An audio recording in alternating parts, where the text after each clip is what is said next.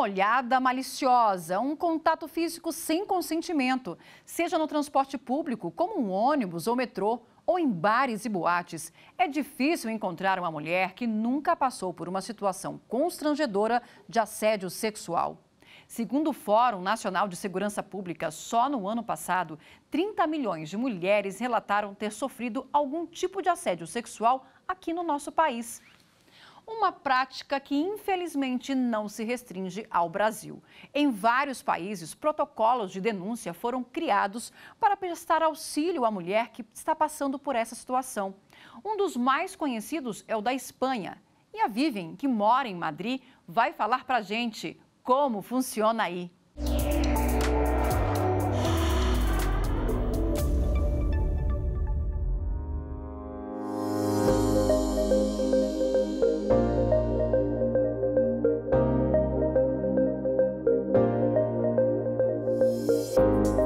Eu me chamo Vivian Duarte Ludovici, eu tenho 26 anos, eu sou de Brasília, mas atualmente eu vivo em Madrid. Já faz 1 ano e meio que eu tô aqui pela capital espanhola, eu sou jornalista e faço um mestrado na Universidade Autônoma de Madrid em parceria com o jornal El País, onde eu também trabalho.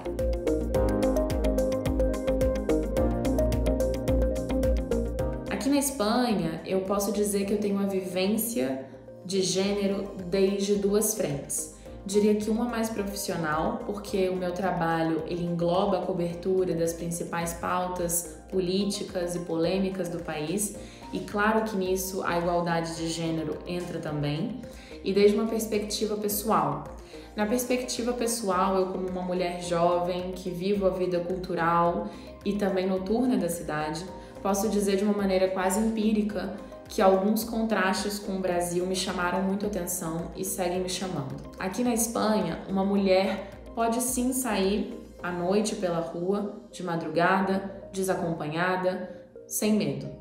Desde uma perspectiva latino-americana, principalmente brasileira, isso é muito raro. É um privilégio que poucas de nós temos no Brasil. E realmente na Espanha, essa cultura de respeito à mulher, ela existe. Mas não é porque existe o respeito que não há assédio, que não há casos de estupro, que não há casos de violência doméstica e feminicídio. As principais vítimas aqui são as mulheres imigrantes, as mulheres pobres, mas também temos aí casos em lugares, como foi o caso do Daniel Alves, que teve uma grande repercussão. E entre essas grandes repercussões foi a discussão do protocolo usado que se chama No Callen, ou seja, um protocolo que chama as mulheres a não se calarem, que façam as denúncias no momento da agressão. É um protocolo que existe na cidade de Barcelona, existe protocolos parecidos em Pamplona, em Madrid, mas não são os mesmos. Não é um protocolo unificado no país, não é um protocolo seguido em todos os espaços. É um protocolo que ele realmente está enfocado em fazer o treinamento das pessoas que estão nessas boates, que estão nessas discotecas. Então, o que ele traz é que a pessoa saiba proceder, informar a vítima dos seus direitos, perguntar a ela se ela deseja fazer a denúncia e a partir do momento que a vítima se interessa, eles abrem um protocolo e a abertura do protocolo claramente envolve as autoridades de saúde e as autoridades policiais. Em casos de que a vítima precise de uma atenção hospitalar, casos em que a vítima precise de um atendimento policial, de um atendimento da segurança pública, tudo isso será encaminhado.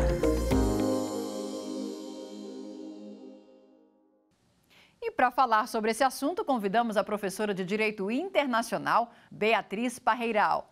Doutora Beatriz, seja bem-vinda ao Como Funciona Aí. Explica para a gente como funciona esse protocolo da Espanha e qual que é o diferencial dele. O foco dessa vez destes protocolos está na proteção da vítima, ou seja, em resguardar os direitos, a privacidade dela, em levá-la até um local tranquilo no momento da denúncia, em deixá-la à vontade, inclusive em não pressionar para uma denúncia imediata, porque o foco está no bem-estar dela naquele momento. Então, não existe essa exposição, porque muitas vezes a situação de de assédio, de importunação sexual, ocorre na frente de outras pessoas. As mulheres deixam de denunciar porque sentem medo, sentem vergonha da exposição. Então, o protocolo garante àquela mulher a sensação de que ela será bem acolhida caso precise. O que ocorre? As boates que têm esse protocolo, que aderem a ele, se tornam espaços de segurança mais procurados pelas mulheres. E a adesão na Espanha foi surpreendente. Houve uma espécie de efeito dominó, inclusive no Brasil, muitas cidades já têm aderido, têm elaborado projetos de lei, aprovado leis baseadas nos mesmos fundamentos. Então, o diferencial desse protocolo é que o princípio da privacidade da vítima é garantido. Vamos voltar para a Espanha. A Vivian, que é jornalista por lá, vai falar um pouco da repercussão de uma lei de liberdade sexual que entrou em vigor recentemente. Ela é chamada de Solo sí es sí, ou Sim é Sim.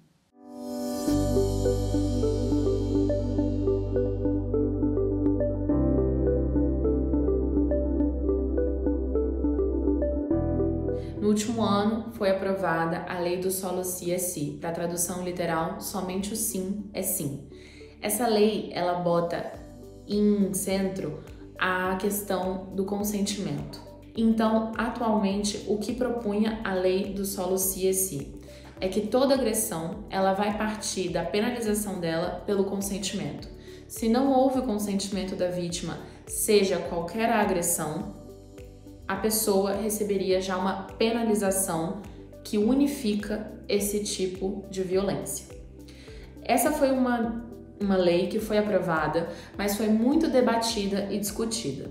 Depois da sua aprovação, aconteceu algo que trouxe uma polêmica, que foi: alguns juízes fizeram uma redução da pena para esses delinquentes que tivessem tido um tipo de agressão maior dentro da lei, que tinham, por exemplo, estuprado, que tinham feito estupros coletivos, tiveram uma redução da pena porque de repente o seu delito passava a se encaixar dentro de qualquer delito.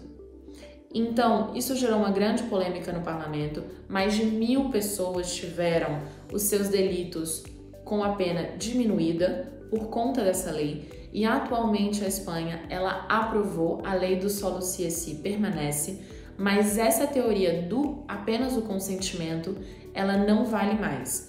Atualmente, então, a Espanha tem diferentes penalizações para essa lei, mas a lei do Solo sí es sí, ela não está embasada somente nesse ponto.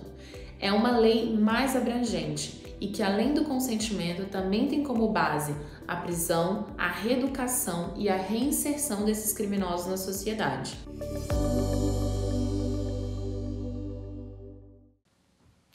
Doutora Beatriz, essa lei da Espanha, por ela, a mulher precisa expressamente declarar que está consentindo com aquela abordagem ou com aquele relacionamento.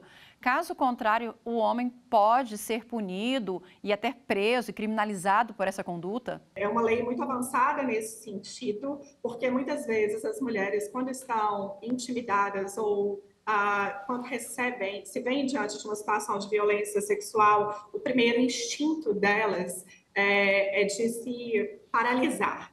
Então, não se consegue dizer o não. E muitas vezes há vítimas de estupro, vítimas de importunação sexual que se culpam por não ter conseguido dizer o não de maneira clara. Então, a lei, no primeiro momento, ela traz esse grande avanço que uma vez que não haja o sim expresso, sem nenhum tipo de dúvida, porque muitas vezes o agressor diz: não, mas eu entendi que ela queria, ela não disse que não, mas eu achei que foi consentido. Então, assim, para evitar qualquer tipo de mal-entendido, apenas o sim é sim, o sim claro. Qualquer conduta diferente dessa pode configurar, caso a mulher se considere violada, como um assédio, como uma importunação, como um estupro. Isso depende da gravidade dos atos que se seguem.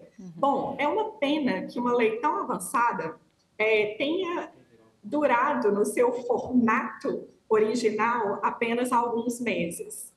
E não deixa de ser um pouco irônico que, depois de decorridos, assim, pouquíssimos meses, tenha sido realizada uma modificação que unificou os crimes de abuso e agressão sexual, mas separando as penas, então trazendo penas mais duras conforme o nível de agressão. Essa lei também trata não só da criminalização, trata, por exemplo, também ela tem um viés educacional. Você pode falar um pouquinho para a gente também sobre o que ela aborda e que avanço que ela traz nesse sentido? O combate a um problema de natureza complexa não pode se dar de maneira simplificada e restrita. Então, as ações educativas, as ações que visem a reinserção dessas pessoas na sociedade, que busquem prevenir esses crimes, também fazem parte da lei, e isso é extremamente importante. Então, como nós comentamos anteriormente, em relação ao comportamento de homens em boates e em relação ao comportamento dos funcionários e também das mulheres que ali estão, quantos cenários de importunação sexual ou de assédio não foram evitados a partir da prevenção e a partir da educação que esse protocolo trouxe? Então, o caráter preventivo e educacional é louvável, ele não significa que uma diminuição da importância do combate à violência. Pelo contrário, ele representa um fortalecimento desse combate. Vamos fazer agora um breve intervalo e voltamos já.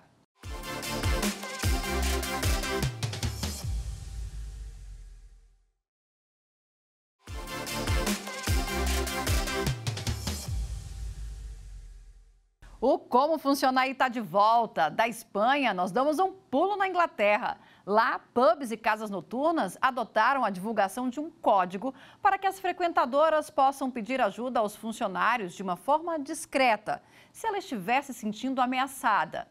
A Bruna é digital influencer, mora em Londres e vai mostrar pra gente como funciona quando uma mulher fala para um funcionário de um pub. Ask for Angela.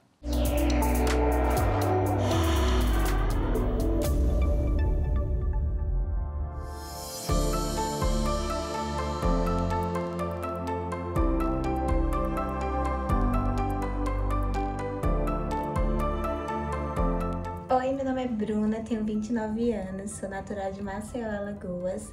Sou digital influencer e atualmente moro aqui em Londres porque estou fazendo um intercâmbio.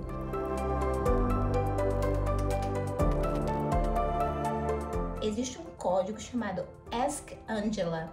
Pergunte pela Angela. Você pode dizer, how are you? How is Angela?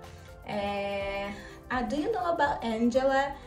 Qualquer coisa relacionada sobre Angela, eles vão entender que você está passando por algum momento, ou alguém próximo a você também pode estar passando.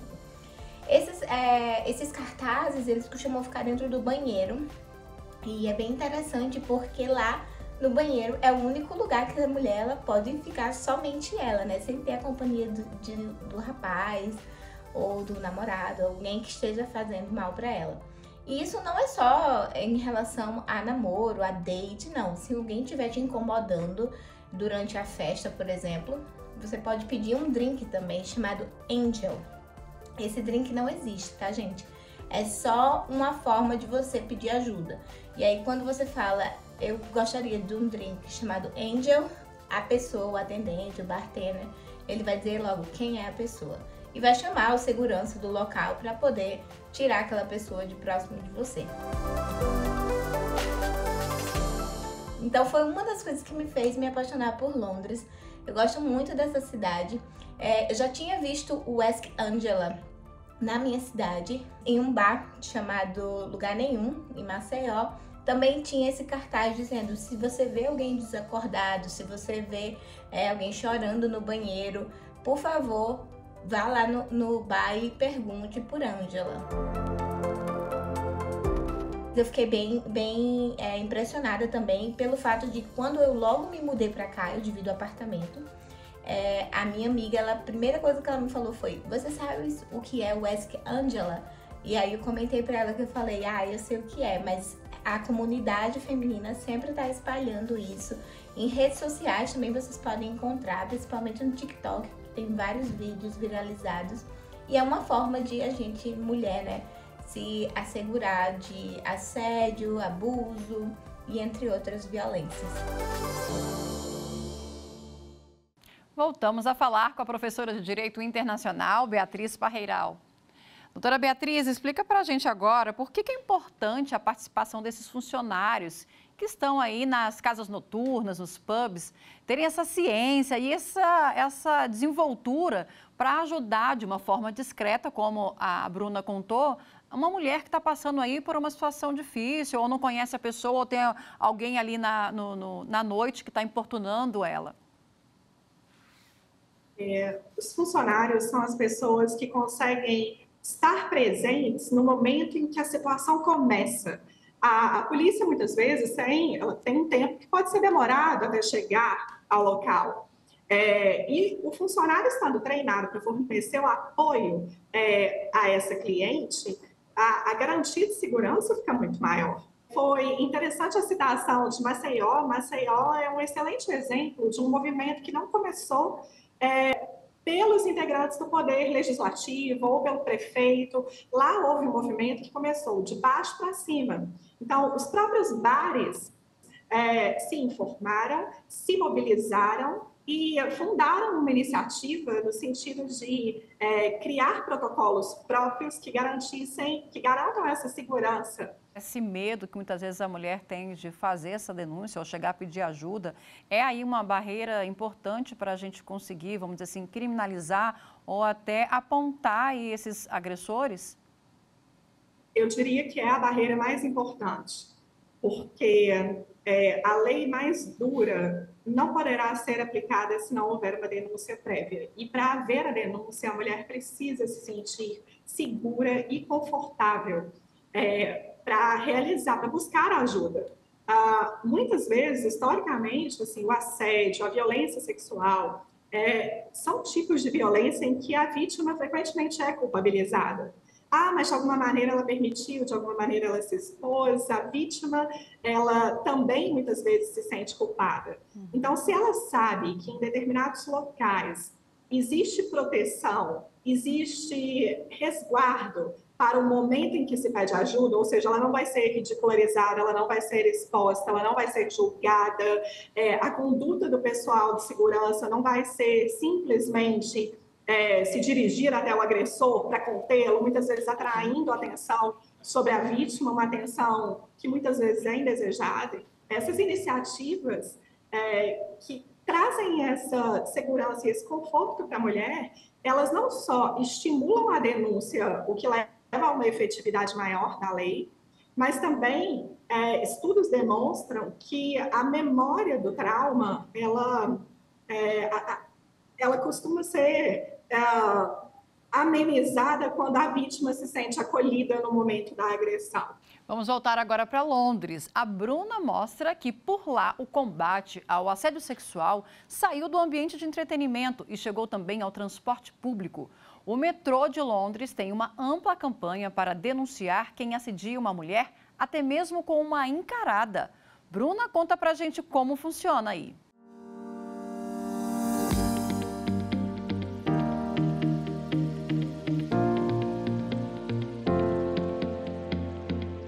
Aqui, além da questão de as pessoas serem muito educadas, as pessoas serem mais reservadas, eu também me senti muito bem em relação à segurança, porque eu venho de uma cidade um pouco menor, né, do que São Paulo, Rio de Janeiro, então existem padrões diferentes de violência. E aqui Londres, por ser uma cidade muito cheia, bem cosmopolita, eu fiquei pensando, nossa, será que eu não vou me sentir menos segura, né? Porque eu já cheguei a morar em outras cidades da Europa que eram menores e eu me sentia super bem. Quando eu cheguei em Londres, a primeira coisa que eu notei foi que tem várias câmeras em todos os lugares. As pessoas me alertaram bastante em relação aos pickpockets, que seria o batedor de carteira, para que eu ficasse atenta nos metrôs. E aí eu comecei a prestar atenção de que existia, além de várias câmeras, também um programa de segurança, que é chamado See It, Say It, Sort It, que quer dizer, se você ver, você tem que falar e nós vamos resolver. Então esse programa ele serve para qualquer coisa que aconteça no metrô, seja em relação a você se sentir afetado ou se você vê outra pessoa se sentindo oprimida, sofrendo algum tipo de abuso, você pode registrar com o seu celular. E aí você também pode, quando você está saindo do metrô, você tem sempre pessoas lá que estão trabalhando, que são como seguranças, e você pode comunicar a eles. Também você pode acabar enviando um SMS ou ligando para o 0800 deles, e os cartazes ficam espalhados dentro das estações de metrô. Além de ter o anúncio sonoro, cada estação que você vai, principalmente as mais agitadas, que seria a Central Line, a District Line, você sempre vai estar ouvindo constantemente essa mensagem. Espero que vocês tenham gostado. Até mais. Doutora Beatriz, até mesmo a encarada lá na Inglaterra é considerado um crime você encarar uma mulher de uma forma mais assim incisiva? Explica para a gente um pouco como é que é esse entendimento dessa campanha. Pois essa campanha sobre as encaradas gerou muita atenção internacional justamente por ser algo inusitado, né? Como criminalizar uma encarada? Seria o quê? Encarar por mais do que 10 segundos, 15 segundos, né? Como diferenciar um olhar de admiração, um olhar distraído, de um olhar intimidador, de assédio? Bom, o que ocorre é que a responsabilidade por lidar com as condutas inapropriadas dentro do transporte público é justamente de uma autoridade designada especialmente para isso em Londres e na região metropolitana.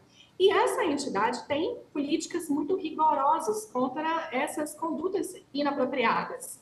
Se analisada junto com outros indícios, por exemplo, o homem que, de alguma maneira, constrange a mulher e impede que ela saia do metrô, de alguma maneira ele está encurralando ela, perseguindo, mandando ou mostrando fotos pornográficas no celular perto dela, algo assim, isso pode ser, sim, criminalizado como assédio.